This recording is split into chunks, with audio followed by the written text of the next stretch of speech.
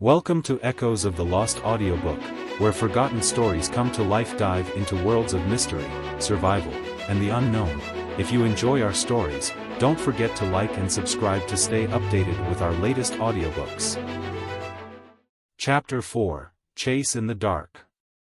Ryder pressed himself against the decayed counter in the ruined gas station, his breathing shallow but silent. The rumble of an engine, a guttural, ancient roar, grew closer, paired with the crunch of tires on sand. Lena knelt beside him, her eyes fixed through the broken window, her grip white-knuckled on the spear thrower. The red sky's glow highlighted the scars on her face, underscoring her tension. The hounds weren't just on foot, they had a vehicle, and that changed everything. Ryder felt the stakes rise, like a scientist spotting an uncontrolled variable in a chaotic experiment. "Their rig," Lena whispered, her voice hoarse. "Old, but fast. If they spot us, we're not outrunning it." She shot him a sharp glance. "Got any plans, scientist?" "I'm running low on ideas." Ryder didn't answer immediately, his mind racing. He scanned the gas station, toppled shelves, rusted cans, shards of glass glinting on the floor. The engine's growl was distinct now, mingling with shouts from the valley. He needed to think fast, like he had with the land shark and the muties. This wasn't a lab, but the principles held: observe, analyze, act. "We can't outrun a vehicle," he said quietly. "But we can slow it down. Or misdirect them." Lena raised an eyebrow, half doubtful, half curious. "Spit it out." He pointed to a large metal drum near the door, an old gas can, rusted but intact. "If there's fuel left, we can use it. Burn it, cause chaos. They'll have to stop or swerve." He met her gaze, awaiting her reaction. "You're insane," Lena said, but a faint smirk tugged at her lips. "Might work, though. If there's gas." She crawled to the drum, checking it swiftly. A hollow clank sounded as she tapped it, mostly empty, but a slosh echoed inside. "A little left," she whispered. "Not enough for a big bang, but enough to light up." "That's enough," Ryder said, standing. "We need a spark." "Got anything?" Lena pulled a small metal piece from her pouch, a crude lighter, likely scavenged and reworked. "This do?" "Yeah," he replied, taking it. He dragged the drum near the door, positioning it to roll down the slope toward the valley. The engine was close now, maybe a few hundred meters, its headlights flickering through the red dust. "When they get near, I roll it and light it. You distract them, aim for the tires or driver if you can." Lena nodded, loading a fresh spear. "You screw this up, I'm not bailing you out again." "Deal," Ryder said, flashing a thin smile despite his pounding heart. He crouched, ready to push. Through the shattered window, he saw the hound's rig emerge, a patchwork machine of scrap, its oversized, spiked tires rolling over the sand, its body welded with steel and mesh. On top, a raider stood manning an old machine gun, barking orders to the foot crew trailing behind. They were less than 100 meters out. "Now!" Lena hissed. Ryder shoved hard, the drum tumbling down the slope, clanging against rocks. He sparked the lighter and tossed it after. Flames erupted as it hit the drum, a red-orange streak slashing the darkness. The can crashed into the ground, fuel igniting into a small but bright blaze. The raiders flinched, startled by the sudden fire. Lena fired, her spear streaking through the air and burying itself in the rig's front tire. The vehicle veered, skidding on the sand, the driver's curses ringing out. "Run!" Lena shouted, bolting from the station. Ryder followed, feet pounding the earth. The fire wasn't huge, but it sowed chaos. The gunner swung the machine gun toward the flames, spraying bullets wildly, while the foot raiders yelled and scattered. The rig slewed sideways, its damaged tire screeching as it fought for traction. They ran west, away from the valley, toward a rugged stretch of rocks and dead trees. Gunfire echoed behind them, but the distance grew. Ryder panted, eyes darting for cover. He spotted a fissure in a hillside, a narrow cave, just big enough for two. There, he called, pointing. Lena glanced over, nodded, and they raced for it. The cave was tight, the damp earth smell hitting their noses, but they squeezed in, pressing close to stay hidden. The engine's roar weakened, replaced by the hound's angry shouts. They were searching, but didn't know exactly where to look. Ryder steadied his breathing, his shoulder brushing Lena's in the cramped space. "Will they give up?" he whispered. "Not sure," she replied, voice low. "Hounds are stubborn. But the rig's hurt, they're slower now. We've got a breather." She tilted her head, studying him. "Good move with the fire." "Smart." "Thanks," Ryder said, his tone weary. He pulled his notebook from his pocket, scribbling in the dimness. "Hounds have rig, scrap, machine gun. Fire trap works short term." He paused, looking at Lena. "What's the black season? You mentioned it earlier." Lena hesitated, as if reluctant to answer. Finally, she sighed. "When the sky goes black. Not night, dust. Nuclear ash from the wars, whipped into storms. Can last weeks sometimes. Can't see, can't breathe without cover. Muties go berserk in it." She stared out the fissure, her eyes distant. "If it hits, we're dead meat without better shelter than this hole." Ryder nodded, adding, "Black season, nuclear dust storm. High danger." The cold reality of this world sank deeper. It wasn't just survival, it was battling a planet that had turned against humanity. "How long till it comes?" he asked. "No telling," Lena said. "Could be hours, could be days. We need to move farther, find something solid." She checked her spear thrower, counting her remaining spears. 3. "I'm low on ammo." "What's in your bag?" Ryder opened it, taking stock. "Microbe sample, useless now. Broken laptop. Some water, rope, cloth scraps." He paused, pulling a small item from the bottom, a pocket compass, its needle still spinning true. "This might help. If we know our direction." Lena eyed the compass, nodding. "Useful. Head south, there's an old ruin, used to be a town. Could find gear, or shelter." She stood, brushing dust from her clothes. "Let's go. Before they track us." They crawled out, scanning cautiously. The desert was quiet, save for the wind whistling through the rocks. The hounds had pulled back toward the valley, their rig's lights faint in the distance. Ryder held the compass, its needle pointing south. They started walking, steps light on the red sand. The journey was long and perilous, but a spark of resolve flared in him. He wasn't just fleeing, he was learning to endure. They'd covered a few kilometers when the sky darkened, not night, but a thick blackness spreading from the horizon. Lena stopped, eyes narrowing. "Black season," she muttered. "Sooner than I thought." The wind picked up, carrying a metallic tang and fine dust. Ryder felt it scrape his skin, his eyes stinging. "Shelter?" he asked, voice urgent. Lena pointed ahead, a hazy shape in the growing storm. "There. Big building. Run." They sprinted, the wind howling at their backs. The structure emerged, a massive concrete shell, half its roof caved in, but its walls sturdy.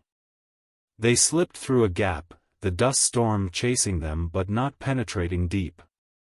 Inside was pitch black, only the gale's wail outside breaking the silence. Ryder flicked on his compass, its faint glow guiding them. They moved deeper, seeking safety. A long corridor led to a vast room filled with old machinery, perhaps a factory or research station. He paused, spotting a metal plaque dangling from a wall. He wiped the dust, reading the etched words, Seraphim Research Station, Project Genesis.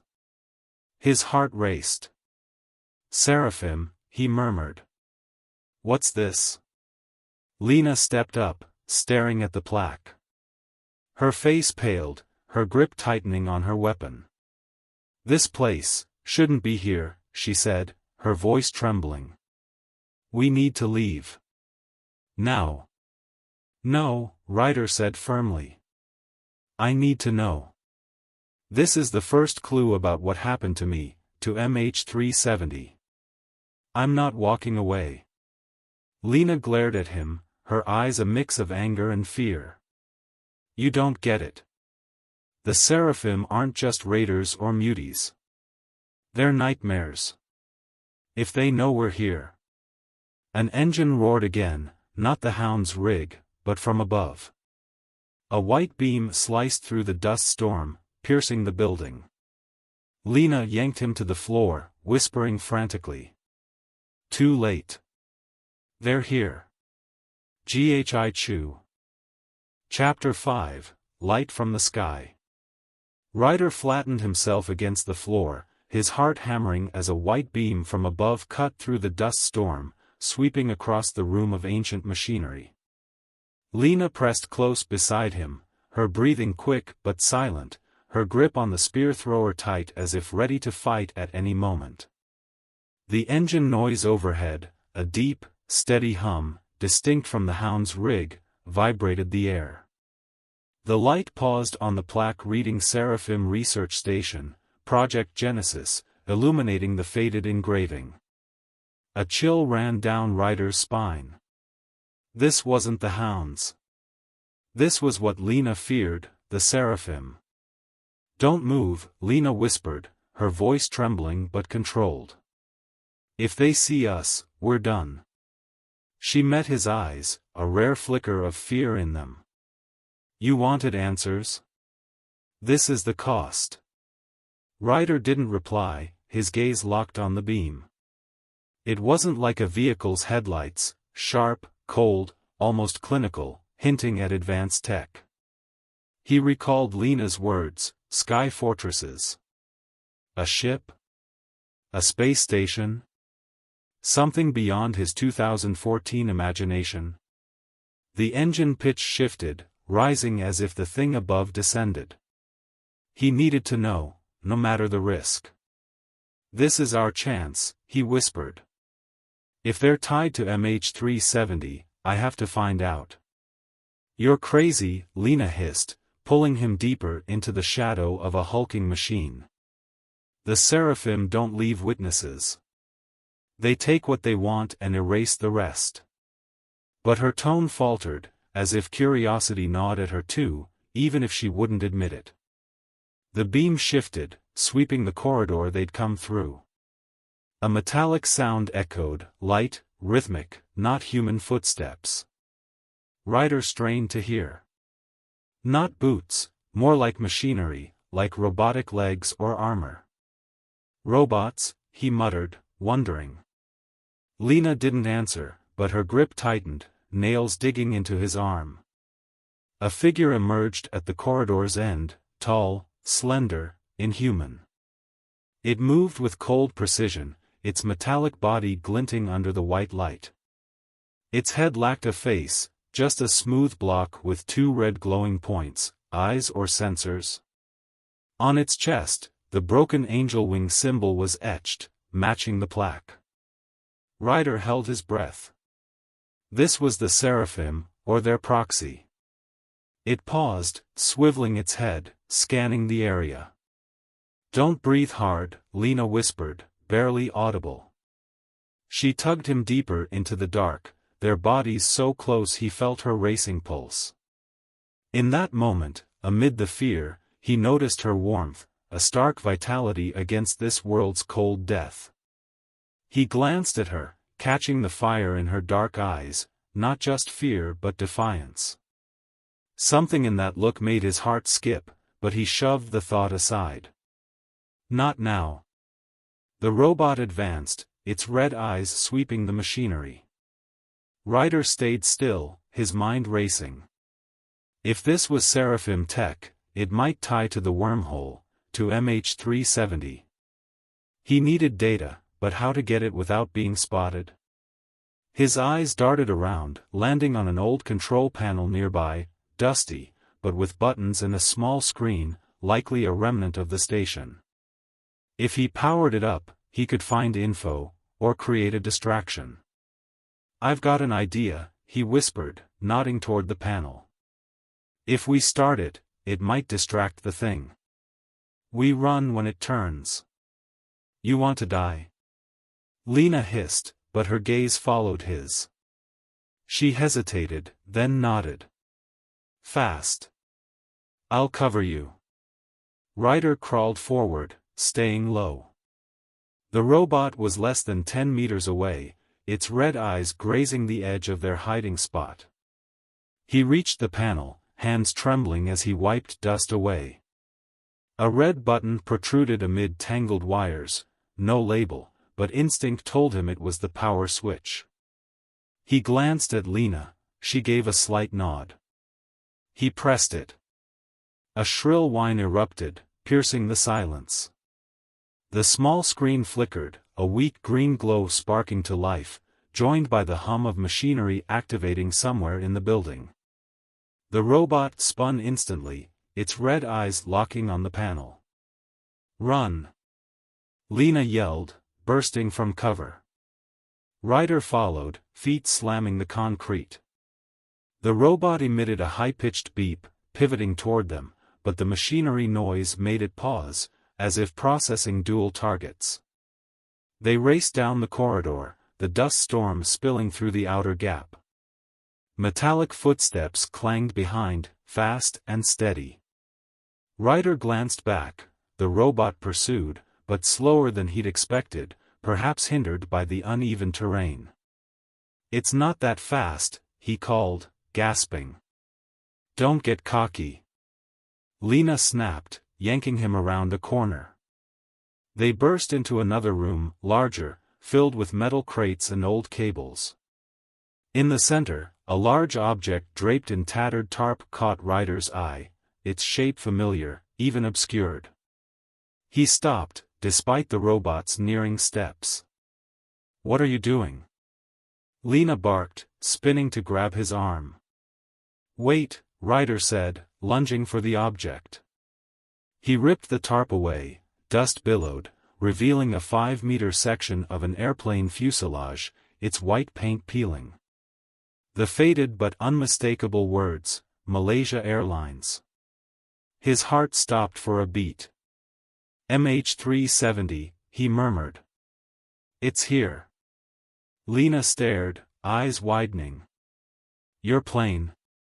How's it here? No idea, Ryder said, mind reeling. He scanned it, spotting a small device attached to the wreck, sleek metal, a red light blinking. Seraphim tech. They took it. Studied it. Maybe it's why I'm here.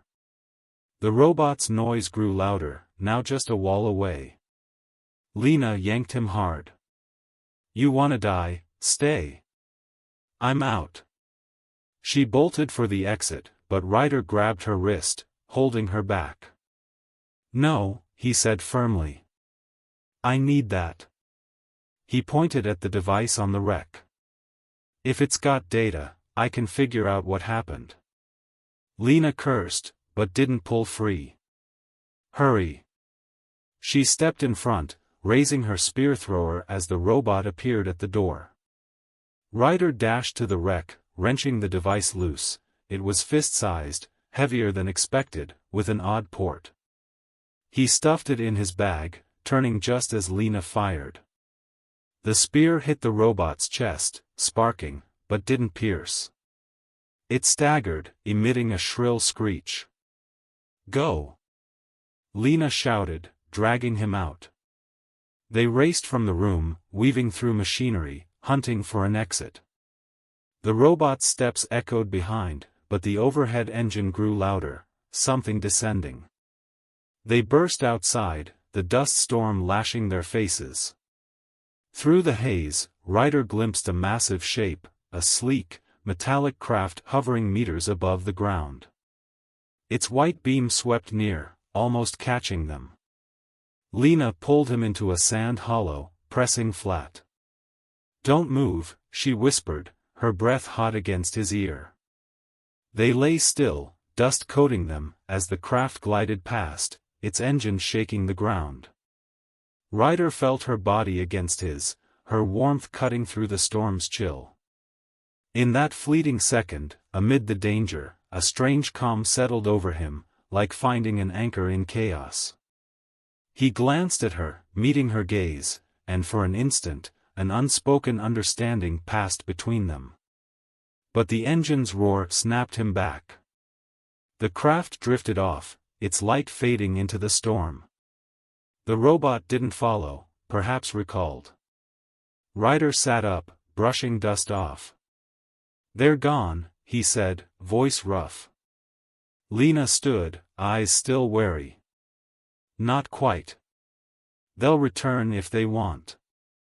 "What did you get?"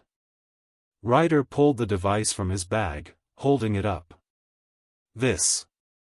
If I can crack it, I might know why I'm here." He looked at her, earnest. "Thanks for not ditching me." She snorted, turning away. "Don't get used to it. I'm not your babysitter." But her tone softened slightly, as if she'd felt that moment too. "Let's move. Storm's not done, and the hounds are still out there." Ryder nodded, pocketing the device. He glanced at the black sky, resolve hardening. He had his first real clue, and an ally, however reluctant. For now, that was enough. Chapter 6, Beneath the Black Storm. Ryder moved cautiously across the cold concrete floor of the abandoned building, his hand clutching the Seraphim device he'd taken from the MH370 wreckage. The black season storm raged outside, seeping through wall cracks, carrying a metallic, burnt stench and a bone-chilling cold. Lena led the way, her spear thrower at the ready, her eyes scanning the dark corridor as if expecting something to lunge out at any moment. The hum of the Seraphim craft had faded, but the tension in the air lingered. Ryder felt the device's weight in his grip, small yet heavy, as if it held the answers he'd craved since waking in the desert. "We can't stay long," Lena said, her voice low and urgent. "The storm will get worse. And if the Seraphim come back, we're outmatched." She paused, peering through a wall gap. The sky outside was pitch black, not a glimmer of light, just swirling dust in a frenzy. "Need somewhere tighter, where the dust can't reach." Ryder nodded, his gaze still on the device. It was sleek, metallic, with a faint red light blinking at one corner. A small port sat on its side, unlike anything he'd seen in 2014. "This could give us clues," he said quietly. "If I figure it out, I might know why MH370 vanished, and why I'm here." Lena turned, her eyes sharp. "You keep clinging to those questions, but they won't keep us alive tonight. Focus." She pressed on, guiding him through the corridor, past dust-covered machinery and broken cables. He didn't argue, but his mind churned. The device wasn't just an object, it was proof the Seraphim were linked to his disappearance. He tucked it into his bag, vowing to study it later, and followed Lena deeper into the building. They descended a broken staircase to a lower level, a broader space filled with metal crates and toppled shelves. The air was stifling, but the thicker walls kept most of the storm's dust at bay. Lena stopped before a heavy steel door, rusted but still hinged. She pushed, it creaked but didn't budge. "Help me," she said, motioning him over. Ryder joined her, throwing his weight into it.